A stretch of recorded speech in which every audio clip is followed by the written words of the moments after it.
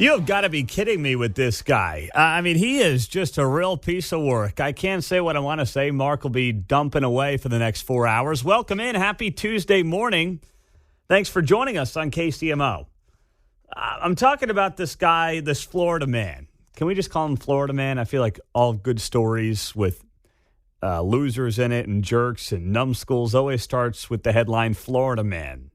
So we can just use that when it comes to Matt Gaetz, the Florida congressman. Florida man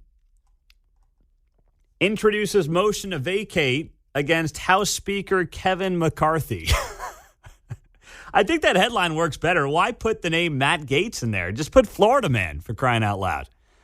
Because that's what we're dealing with right now. We're dealing with a dopey Florida man.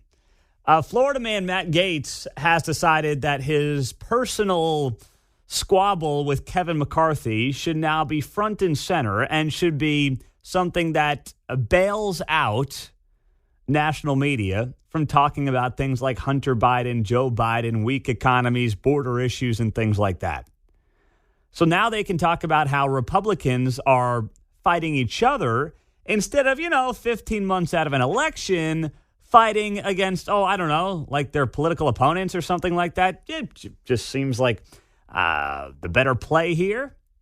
But no, last night, Matt Gaetz, after the government avoided a shutdown because Kevin McCarthy had to get Democrats' help to pass a funding bill because Matt Gaetz and a handful of other Republicans would not join him because they had, ridiculous demands that were never going to get through a Chuck Schumer Senate, never going to be signed by Joe Biden.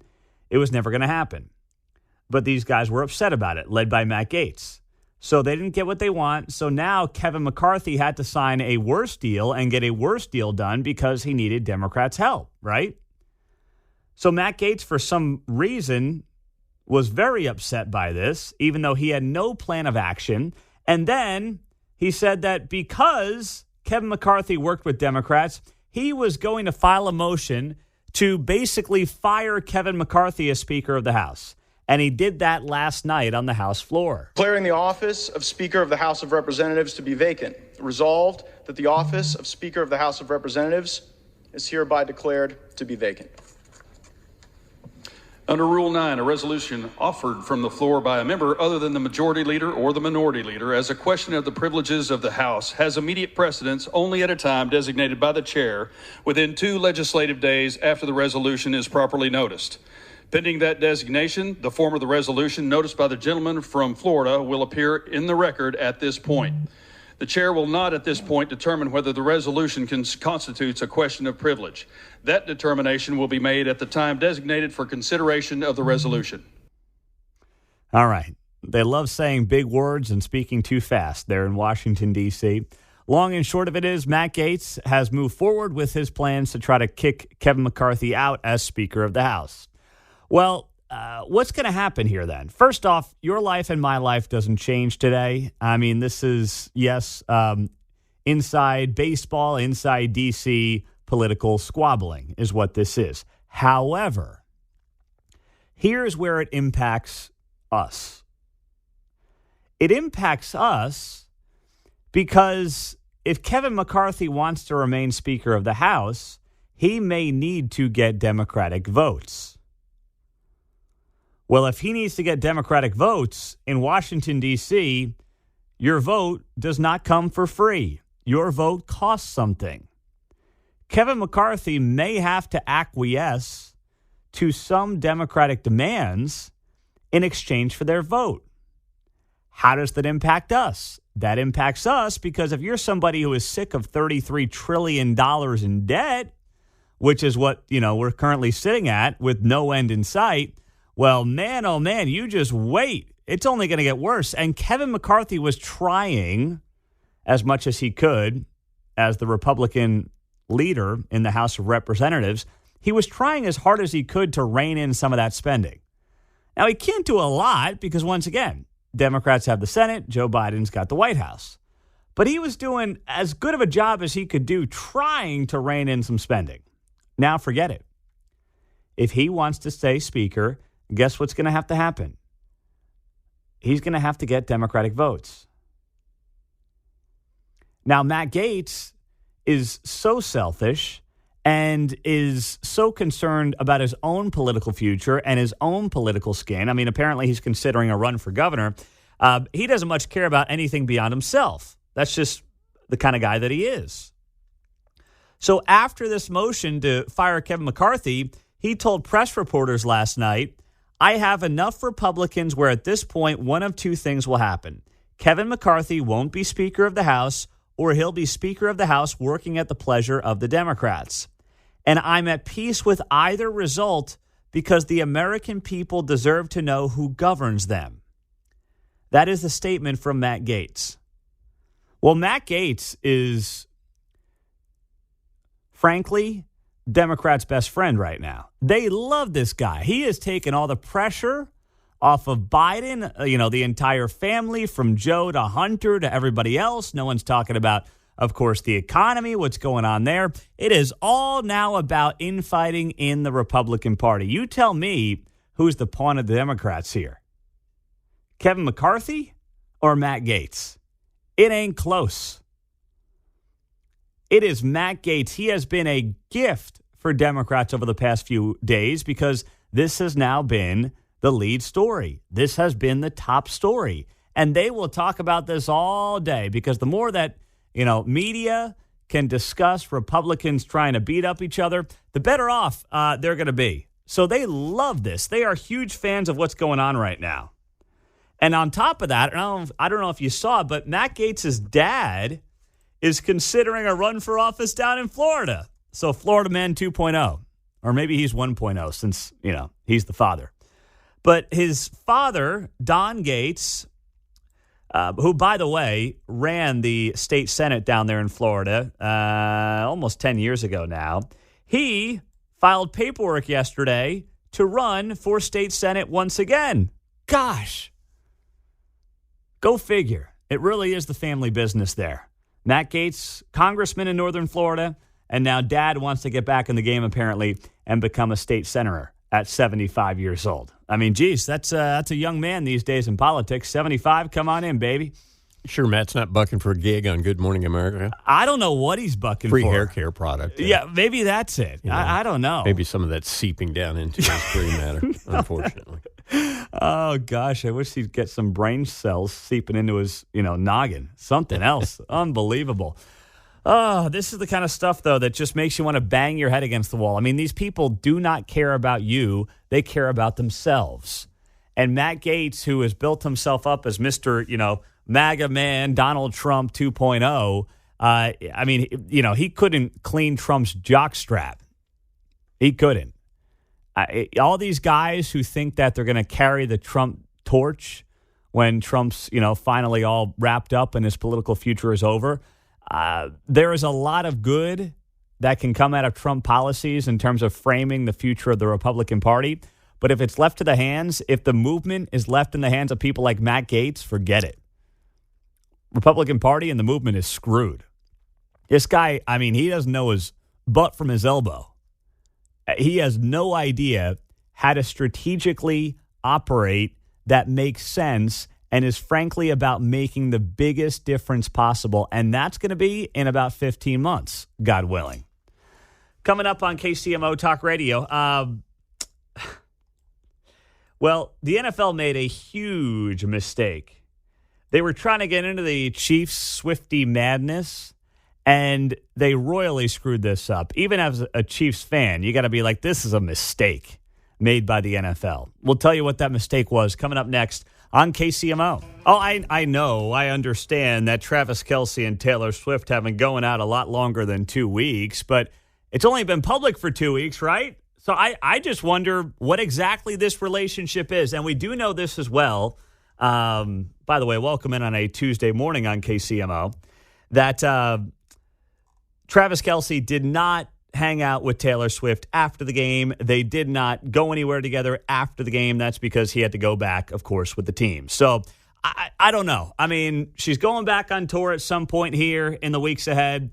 I don't know what the end game is here for all this. I would just simply say this to Travis Kelce. Be careful. Be careful. Hold your horses. Because if this thing doesn't work out, Travis Kelce could be enemy number one of the Swifties. And if I was Travis Kelce, I would want no part of being enemy number one of the Swifties. I'd rather have, a safety barreling down on me as I'm about to make a catch over the middle than I would being enemy number one of the Swifties. So I got to be careful with that, Travis. Got to be careful, my man. But now we all just wonder, is she going to be in Minnesota this weekend?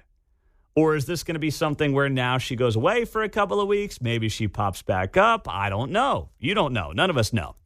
But because, of course, week 2 of this public relationship, not week 2 of the relationship, but week 2 of the relationship being public, just so happened to be in New York, of all places.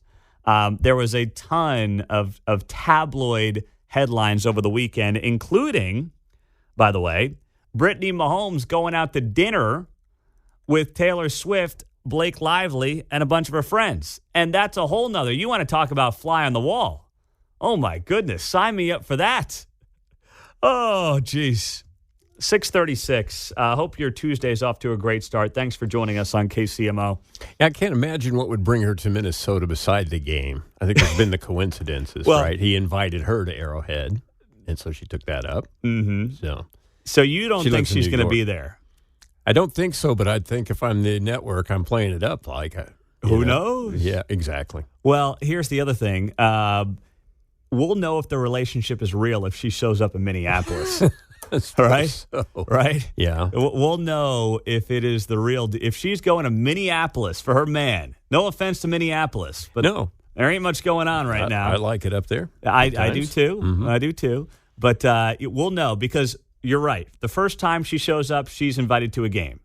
Second game, she lives in New York City. Mm-hmm. She's got no business being in Minneapolis on Sunday. We sort of had his place because that's where they went and drove off in his car, right? And then we have her place. Yes. Now we got a neutral site. Yes. Yeah. Now, gosh. Okay. This is even more interesting because of what we're talking about here. If she shows up, then this is not all PR. You know that there actually might be some truth and some legitimacy to this budding friendship and relationship. And then after that, the Chiefs have 2 home games. They got Denver on Thursday night, followed by the Sunday game against the Chargers. So I don't know. But we'll find out how legitimate this thing is. If she's serious about following her man around and watching a little football, then she'll be there in Minneapolis watching Kirk Cousins fumble and throw interceptions on Sunday afternoon. Her next show on her tour is November 9th. November 9th. So she's got a little bit of time, about a month. Okay. All right. Yep. And she probably has to start prepping and stuff a couple of weeks out. So she could go to the game this weekend. Listen, she's flying private, right? I mean, she's not getting on a Southwest flight like the rest of us. Could she be Brittany's guest? Ooh. They hung out. Ooh. Maybe Ooh. Brittany invites her. Hey, why don't you come to the game, hang out? Oh, that's good. That's good. Finney is in Lenexa. What's up, Finney? Good morning. Hey, good morning. Taylor Swift, she's around by the Raiders game or the break. We'll know if this is for real. Minnesota, it's nothing. So you're saying she's got to go to a Raiders game? No, it's the bye week, basically. Oh, that'll be at a Raiders game. Or the break, we'll give her, the bye week. Gotcha. Okay. All right, let me see the here. Go ahead. The kids on the school bus, we got a little running pot on, will she make it to week 6? Will she make it to, week 14? So you're a forth. bus driver, Finney? Yes, sir. So the kids are talking about it on the bus every day. Oh, yeah. They can't get enough of it, huh? Yeah. I said, who else bought a Swiftie jersey besides me? Now do the young girls like it, or is it more of a guy thing? The girls are into it, but all of a sudden you'll choke out a boy that's really into it but doesn't want to act like he is, Classic. All right. Fitty, that's good stuff. A closet Swiftie. Yeah, the closet Swiftie. That's well done, my man. That's well done. So now, that's great. You've got the school buses, the drivers, the kids placing wagers on whether or not she's going to show up to games coming up this week. I mean, that's why I knew it was legit when my 4-year-old came home from her pre-K last week and asked me if Taylor Swift and Travis Kelce were getting married. Like, she doesn't obviously understand the concept of dating. And I said, no, they're friends. But of course, I'm like, where'd you hear that? And then she gives me the old, I don't know. I don't know. Well, it's like, hold on a second here. Hold on. So I need some answers. But now I know Finney, who's a school bus driver, says that he's talking about it with the kids. And even the girls are into it. All right, Stephen Lenexa, go ahead, my man. Hey, thanks for taking my call. You bet. Hey, here's the thing about Taylor Swift and Kelvis or Travis. Who cares? I mean, who really cares about this? Who's got time to care about this? And another thing about the Taylor Swift, I lost all respect for that woman when she brought that lawsuit. I forgot what the guy was that supposedly touched her rear end with no evidence. There was no evidence at all. And she took him to court and won. That's when all this Me Too thing was going on. I have no respect for that woman. And what I got to say for Travis, watch out, buddy. All right. Thank you very much there, Steve. A man who's been through the battles, been through the wars. Come out on the other side. Well, some of you are saying, by the way, on the text line that you much prefer hearing about Travis Kelce and Taylor Swift from the NFL than hearing about, BLM and DEI and all that kind of nonsense. I'll take that. And I didn't thought about that angle, but that's a pretty interesting angle. The NFL has gotten into the social justice business for the last 3 years. Not as bad as the NBA and some other sports, but certainly they've done it. And some of you are like, you know what? Give me Taylor Swift, Travis Kelce talk all day over, Black Lives Matter, DEI, and all that nonsense. And racism. And racism in the end zone. Last night, I had the Giants game on in bed, and Kate's like, oh, they don't have the, end racism in the end zone. I was like, no, they got some other slogans. You got to look carefully, I think it was like picking phrases out of a hat back in 2020. Everyone picked their phrase, end racism. Refrigerator magnet thing. Yeah. Right. BLM. Throw the words up there and people start making sentences. Yep, exactly. All that kind of nonsense. So I think that's how it works in the NFL. Everyone's got to have something now in the end zone. And here's the thing. This is where the NFL's gotten itself into a pickle. They decided to put those little slogans right in the back of the end zones. You can't ever take them off. How are you going to take them off? What, 1 year they're going to magically be gone? Oh, they were there before the Guns N' Roses concert. I don't know. Yeah, you're going to have people being like, what? Oh, you think racism's over, NFL? Oh, what do you they are locked into those dopey end zone phrases till the end of time. It doesn't really impact the game. It's not too much in your face, but it's just stupid because you can't get out of it now. So I hadn't thought about that, but good job on the text line. So we'll do Taylor Swift and Travis Kelce all day, every day now to avoid talking about the NFL going woke in some respects. Oh, coming up on KCMO Talk Radio. The GM Fairfax plant has been shut down. They can't get any of their parts from Wentzville, Missouri, so they're out of commission, right? Well, one of the plant leaders is speaking up about the UAW strike, and it was fairly predictable when it comes to what he had to say. We've got the audio on that coming up next. Well, it's been a few days since we've really heard anything on the UAW strike, but it is ongoing, and now it's like clockwork. Local media yesterday just happened to line up. I saw multiple TV stations doing interviews with this guy who's a plant director at the GM Fairfax plant here in town, Michael Youngs. Of course, the GM Fairfax plant has not been operating for the better part of, it's got to be almost 2 weeks now after the UAW went on strike against the Detroit Big Three, and one of the first locations to strike was Wentzville, Missouri. Well, the Fairfax plant here in KCK gets a lot of its parts and supplies from Wentzville, Missouri, so there's nothing for them to do. So they shut down, it must have been a week and a half ago or so, because basically they had nothing coming in. There was nothing for them to produce. And then it's yesterday, I'm like, wow, I see this interview on Fox 4 with this guy, Michael Youngs. And then I see another interview with this guy, Michael Youngs, on KCTV5. And I didn't look at the other two TV stations, but I'm like, what are the odds Do you think that the TV stations just happen to reach out to the GM Fairfax plant and request an interview with Michael Youngs? Or do you think that the GM Fairfax plant here in town is doing some propaganda of its own and saying, gosh, we got to make sure the narrative stays on our side here, so let's start doing some media? Now, they didn't reach out to me. Nobody asked me to do an interview with Michael Youngs, but I'll reach out to him today and see if we can get him on the show for tomorrow.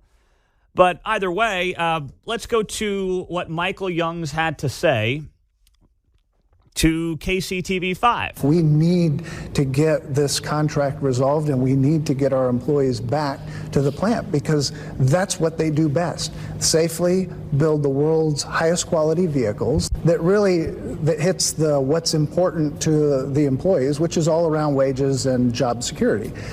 Also making sure that we are setting ourselves up as a company, as General Motors, to make sure we're viable in the future.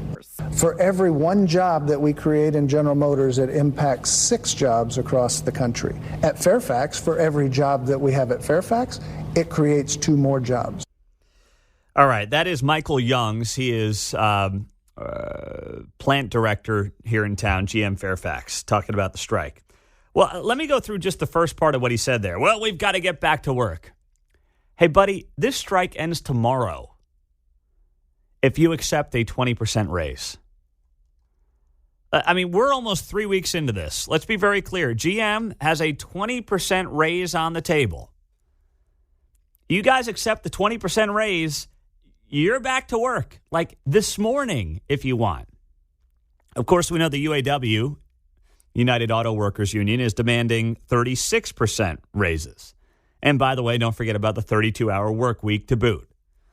So to do this whole, sympathy tour, going around to the TV stations, we got to get our people back to work. Oh, my goodness, we got to get back to doing what we do best, and that's building the best cars in the world. Then go back to work. I don't know what you want me to say here. Go back to work. You guys are willingly striking as the other side of the table is saying, here's a 20% pay raise. Sorry, we're not doing 32-hour work weeks. And there's been absolutely no movement on this thing. So the sympathy is not going to improve for the UAW over time. It's not going to happen, which tells me that this was a pointed and planned idea to get out in front of some local media, because there are a lot of small businesses right now over in KCK that are hurting because of this. Some of them were interviewed a couple of weeks ago. You got mom and pop restaurants. You know what they can't do? They can't go to the man and demand 40% more in profits for their business. They're hurting right now. They're struggling right now. And at some point, I got to believe that a lot of people are going to say, you know what? You got a 20% raise on the table. Get your butt back to work. Because there's a lot of people that are hurting right now that would do a lot for a 20% pay raise. And I know that, it's always easy to point the finger at the big bad corporation. And that's what the UAW is banking on, right? They're banking on the fact that people typically aren't sitting there and saying, oh, boy, we really feel for the Fortune 500 company. That's what they're banking on. And I'm not either, but I'm just somebody who is trying to find that middle ground between these two sides. I'm not saying that the union workers shouldn't get a raise. I'm not saying they shouldn't want more money. Now, I think that, they've turned a blind eye to some of the politics in this country that have resulted in the record high inflation from the last couple of years, and they should be a little more critical of that. But leave that aside. I'm not against them getting a raise. I'm not. I've said that since day one. And I don't have a lot of sympathy necessarily for the Fortune 500 companies and the Detroit Big Three and everything like that. But like anything in life, there is some give and there is some take. You have to be able, adults, whether it's in your relationship life, whether it's in your work life, you've got to be able to find common ground, work together, and meet in the middle. And the union started off with their 36 to 40% demands, and they really haven't backed off it. GM has sat there, and as Ford has as well, and they've said, here's 20% pay raises. and nothing's moved. Nothing's budged. And at that point, when you're offering 20+% pay raises, the pressure then has to go to the other side and saying, okay, maybe we're not going to get 40% or 36%. Can we meet at 25, 26? I don't know. Can somebody come to that number and just have a little bit of a negotiation? But that's not happening, John. That was the excuse we were given. Well, you asked for more than you want, Pete. Yeah. Right. Okay, Yeah. So you did. Now what? Now what? Now we're not doing anything. Now let's come down to a number that makes everybody happy. Because GM can also be in business, or Ford or Stellantis, where their labor costs are double the labor costs of Tesla and Honda and Toyota. Which, if the UAW got everything it wanted, that's what would happen. Right now, GM, Ford, Stellantis pay about $67 an hour for labor. That's all in, benefits and everything. Tesla's at $45 an hour. If the UAW got every single one of its demands, they would be at $110 an hour for labor per person. That makes them far less competitive on the world stage. They can't do that. Even though labor is like 5 to 7% of a car, you can't do that. That's going to have an impact on the business. So you got to just find, adults have to come together and just find that middle ground that works for everybody. And you know what? Right now, the side that's doing a much better job of trying to find the middle ground are the car companies, not the UAW. As we approach 7 o'clock on KCMO Talk Radio, it's amazing. If you are a resident of one of our area counties, you have leadership that doesn't even apparently sign things in the law. Plus, another thing happening in that county that could factor in bigly, as some would say, into the future of the entire region. We'll get to that just after 7 o'clock. Pete Mundo on KCMO. Eesh, rough day yesterday for Jackson County. If you think your week got off to a bad start, could have been Jackson County, Missouri, for that matter. Unbelievable. 7:05, welcome in. Happy Tuesday. It's good to be here on KCMO. So they were probably pretty glad that Taylor Swift was in town recently, right? Yeah, over there. Stole the headlines a little bit from them. Suppressed that, hadn't they? Yeah. Oh, gosh. So, yeah, Sunday night you had the Beyonce concert debacle in Jackson County, of course, at Arrowhead. That was a mess. We talked a lot about that yesterday. And then the business of politics yesterday in Jackson County. So, we know the disaster that has been the tax assessments. You got 50,000 people appealing their tax assessments in Jackson County. Well, the county, a week ago, did pass legislation for seniors to be eligible for tax relief starting next year. Well, as Woke 41 Action News reports here, seniors and other select property taxpayers in Jackson County will be eligible for that tax relief next year, but the new law took effect without the signature of County Executive Frank White. So at a meeting in September, they report the legislature unanimously passed a measure that would make certain homeowners eligible for property tax relief. It would depend on things like the value of your home and things of that nature. Well, Frank White didn't sign the ordinance. So it's going to go into effect. It passed unanimously. It doesn't need his signature. But what the heck is going on in Frank White's office? The guy does nothing as far as I can tell. He won re-election last year somehow, some way. I mean, it's a miracle. It goes to show you people really just vote based on who was a good athlete 50 years ago in this town. And the guy's not even signing a bill that passed his own legislature unanimously, John. Maybe we should have gone to a baseball card show and slipped it across the desk. Yeah. Try to trick him into signing something, right? I was going to say, some major leaguers, it's a small fee sometimes for a signature. Well, you know what? In all fairness. Maybe so, but the taxpayers in Jackson County are paying Frank White much more than a small fee to pretend he's actually doing a job here in this county. And as far as I can tell, he's not. His spokesperson, Marshana Smith, said in a statement to Woke 41 Action News, the county executive is supportive of providing meaningful tax relief for senior citizens. Me too. Yeah, me as well. So sign the damn legislation, Frank. I mean, what? So Smith added, due to his concerns about the potential for litigation, the county executive chose not to sign the legislation nor veto it and allow it to go into law. This guy runs your county. And by the way, maybe not you, but when I say you voted for him, I mean the county at large voted for Frank White literally 10 months ago to continue on as your county executive. Meantime, he gets this ordinance that passes unanimously saying, hey, here's tax relief for seniors because of how badly they butchered this entire process.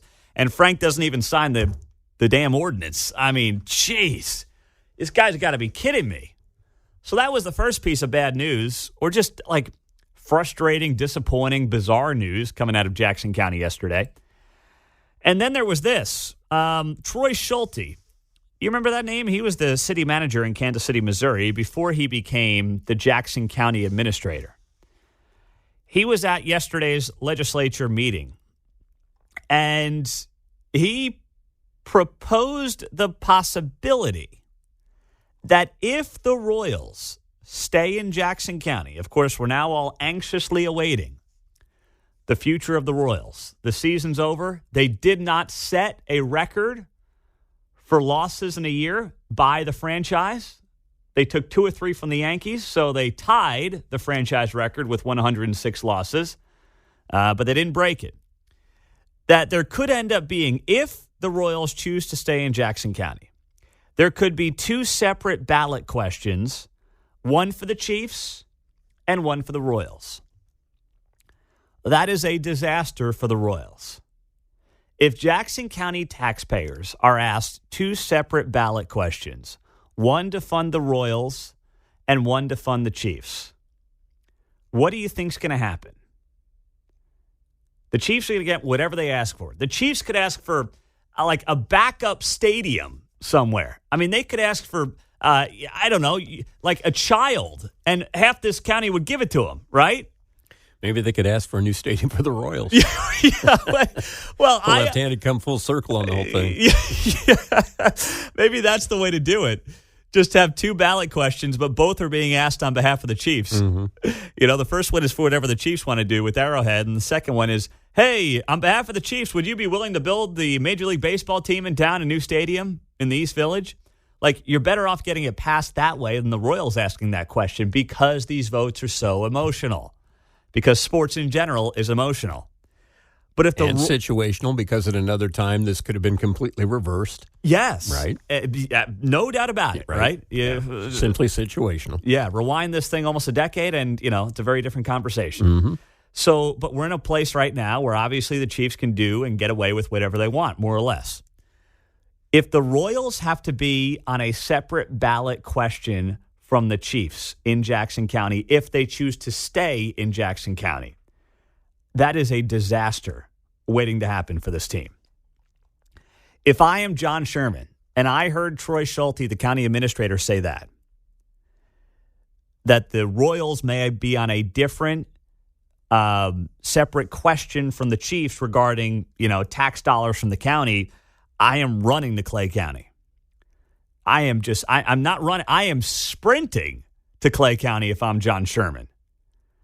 You think you're going to have 2 different questions on the ballot, one for the Chiefs, one for the Royals, to potentially raise your taxes beyond where they're at right now via a sales tax. You want to be the Royals in that situation, coming off a 106 loss season? Hey, we didn't break the record for most losses. We just tied it. Do you really? You want to be the Royals in that situation? I don't. Now, there's still, once again, this is not confirmed. This is just Troy Schulte speculating that it might take different ballot questions. But again, as he notes, we haven't gotten those. Troy Schulte did say yesterday, we had, to my knowledge, no substantive conversations at all with the Chiefs.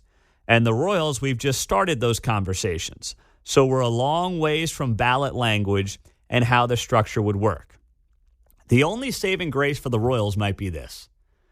The Royals want to get something on a ballot next spring, whether it's in Jackson or Clay County. They want to be on the ballot next April. The best case scenario is if they have to be on a different ballot from the Chiefs, they go first.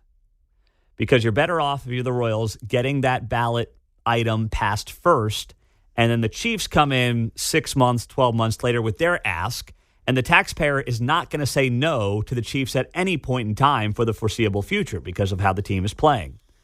The Royals, if they get there first, that might be their saving grace. Right, and you may mention the January 20th deadline to make the April ballot. Well, that's got a Thanksgiving holiday coming. Yeah. A Christmas holiday coming. Yeah. Seasonal. Yeah. So better hurry. Better hurry up. And you know the government doesn't do a damn thing between Thanksgiving and New Year's. So they basically shut down that month of December. The government in a hurry is never a good thing. No, you do not want to be reliant on their timeline, right? You want to make sure it's done on your timeline. So this is an interesting wrinkle here for the Royals potentially if they decide to stay in Jackson County. And I would like to tell you when they're going to make that decision. We don't know. It was supposed to be by the end of last week. That was their own deadline. And then they pushed back their own deadline. So we just sit here and we wait. 913-408-7710. That is the studio line and the text line here on KCMO Talk Radio, 710 AM and 103.7 FM. As we keep it rolling on a Tuesday, don't forget about Tirade Tuesday coming up at 8:30. Start thinking about those tirades. And if you're a Jackson County taxpayer, start thinking about increases in not just property taxes, which you're going to get, but sales taxes as well. Is that going to play out well right now with everything going on in Jackson County? I don't see how. No way. 913-408-7710 as we roll through a busy 7 o'clock hour. Dave Traubert's going to be here bottom of the hour. Chuck Casely, he's a senior VP at Evergy.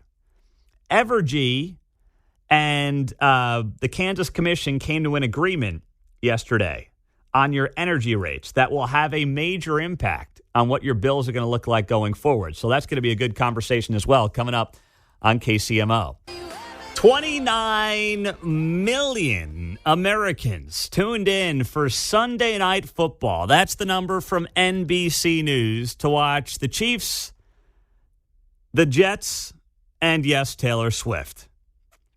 That is the most watched game of the year after the Chiefs-Lions season opener, where, of course, everyone's like, got to get their fix of NFL football since they haven't had it for, 8-9 months. And then on top of that, it was the most watched game on a Sunday since the Chiefs-Eagles Super Bowl last year. So I know a lot of you are upset over the weekend and yesterday, all the, complaining, moaning about, we saw too much Taylor Swift. What was it? I think 17 times is what it came out to, right, of Taylor Swift cameos on Sunday Night Football. I'm going to defend NBC here. NBC is in the business of viewers and eyeballs. Taylor Swift is bigger than any NFL star. I saw this yesterday that Taylor Swift, I don't know how they judge this or calculate this, but when it comes to Q score and popularity, she's 10 times more famous than Patrick Mahomes. Think about that. Wow. 10 times more famous than the guy who's the NFL MVP, Super Bowl MVP, on every commercial you watch if you're a sports fan. You got State Farm, you got everything, right? 10 times more famous. That's interesting because, at one level, you're asked to endorse any product in the world for any amount of money, and then way beyond that level, you're not even in consideration. Right? Exactly. Right. Taylor Swift's not doing any commercials. You couldn't afford it. No, you couldn't afford it. What's the one, Mark? Give me the one. She was on, I want to say it's Verizon or something like that. Recently? Yeah, it was on Monday Night Football. Oh, it was? Oh, okay. Yeah. All right. Well, I stand corrected. Well, either way, she's 10 times more famous than Patrick Mahomes. NBC would be doing a disservice to viewers who are watching that game to not mention Taylor Swift. Now, it was clunky at times. I get it. They showed her right out of the gates. That made sense. Mike Tirico, NBC, made a little Swiftie joke, and away they went. But here's the problem for NBC. The problem for NBC is that the game didn't go as planned. The Chiefs were supposed to blow out the Jets, and then they had all these prepackaged Taylor Swift, Swiftie things they were going to do. Well, the Chiefs decided to not play football in the second quarter, or the third quarter for that matter, so suddenly we had a ball game. Everything was going according to the script from NBC News. 17-0, Chiefs are rolling. Great, we're going to break out the Taylor Swift content and life's going to be good. Well, then, of course, the referees got involved, called a bad safety. The Jets got some momentum. Mahomes started playing like he was, in my backyard, and suddenly we had a football game on our hands. But they still wanted to get in the Taylor Swift stuff. So they kind of awkwardly jammed it in to some of the content in a way that wasn't all that smooth. But they had no choice. They had to serve the audience. And there were millions of people watching that game for Taylor Swift. I think it's ridiculous. You think it's ridiculous. Many of you do. But denying the reality of the people who are watching that game and why they were watching that game is a disservice. So I've got to defend NBC here, and the numbers back it up. The audience peaked at more than 29 million viewers in that second quarter. Repetition in radio is basically designed on the notion that you're turning over your audience, that you have new people tuning in every, 15 minutes every so often, right? And so, somebody saw all 17 and somebody saw the last 5 and somebody saw the middle 2 or whatever, right? That's how it goes. And I'll add this as well. I will say, the one thing that bothered me, I'll defend NBC and their focus on Taylor Swift. The one thing that bothered me was the first touchdown by Isaiah Pacheco. The guy's back in his home state, and I wanted to see Pacheco celebrate. And instead, I got Taylor Swift jumping up, and I guarantee you she couldn't pick Isaiah Pacheco out of the lineup. That was the one thing where I'm like, okay, can I see Pacheco celebrate the touchdown? And then, because we know that you got all the cameras on Taylor Swift, and then get the Taylor Swift cameo. That's the one part of that broadcast I'd be critical of. But when they got 29 million people tuning in, you know what? You got to serve them. You just have to do it. Capital One is the one. Okay. Well, good correction there by you, Mark. That's well done. I wonder if they were trying to bust her on being a Chiefs fan or a Travis fan. In other words, does she care if anybody else scores a touchdown? Is she paying attention? So I wondered if they, pan up their seat. What? Yeah. Does she know what's actually going on? Mm-hmm. She did wear all black this time, it looked like. Yes, so she did not have team colors on. My wife's still looking for the windbreaker, by the way, if you know where to find it. But yes, that is very true. Now, I saw this over at KU. There's a new class being offered at the University of Kansas about Taylor Swift. It's called The Sociology of Taylor Swift. It's designed by Professor Brian Donovan to teach sociology concepts in a way students say is fun and in style. So Brian Donovan says he's a big Swiftie, he tells Fox 4. So he decided to create a class where they could learn about Taylor Swift, and they tie it into different aspects of American society and culture. Boy, that sounds awful.